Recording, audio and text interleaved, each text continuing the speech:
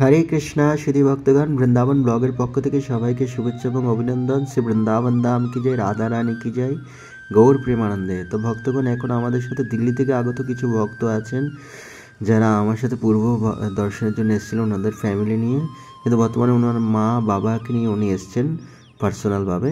তো আজকে আমরা গোকুল মহাবনের দর্শনের উদ্দেশ্যে এসেছি। এখন আপনারা এই ব্লগের মাধ্যমে গোকুল মহাবনে অবস্থিত বলরামের আবির্ভাব স্থান দর্শন করবেন। আপনারা হয়তো ভগবান শ্রীকৃষ্ণের জন্মভূমি দর্শন করেছিলেন, রাধা রানীর জন্মভূমি দর্শন করেছিলেন, কিন্তু আলাদাভাবে হয়তো অনেকেই এখনও জানেন না বলরামের জন্মভূমিটা কোথায়।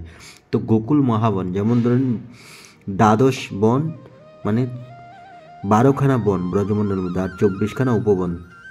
তো 12খানা বনের মধ্যে একটি বন হচ্ছে গোকুল মহাবন, আর তার মধ্যে একটি উপবন হচ্ছে অন্তর্গত, যেটা হচ্ছে বিদ্রুম্বন নামে পরিচিত। বিদ্রুম্বন এই জন্য যে এখানে পূর্বকালীন সময় ঘোর জঙ্গল বন ছিল, সেই জন্য এটি বিদ্রুম্বন।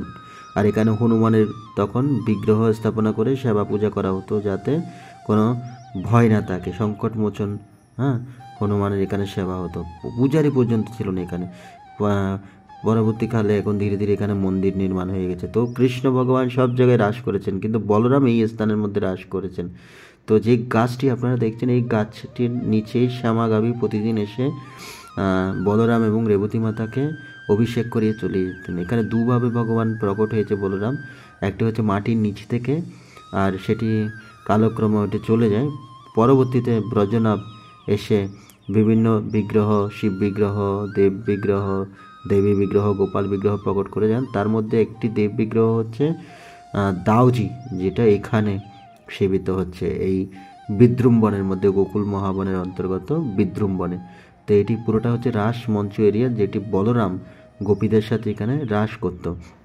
তো যখন একসময় কালো পাহাড়ি মানে মুঘল শাসক চলছিল, তখন ওনারা বিভিন্ন বিগ্রহ এবং মন্দির ভাঙচুর করার জন্য চেষ্টা করেছিল। তখন এই স্থানে যখন ওনারা আসার জন্য চেষ্টা করেছিলেন, বলরামের ক্রোধের প্রভাবে তারা সৈন্যরা কেউ অন্ধ হচ্ছে, কেউ বোবা হচ্ছে, কেউ মানসিকতা হারাচ্ছে, কেউ মরে যাচ্ছে, এইভাবে তারা ভয় পেয়ে পালিয়ে গেছিলো। তারপর থেকে তারা ব্রজে আর থাকেনি, সেটি শেষ তাদের মিশন ছিল।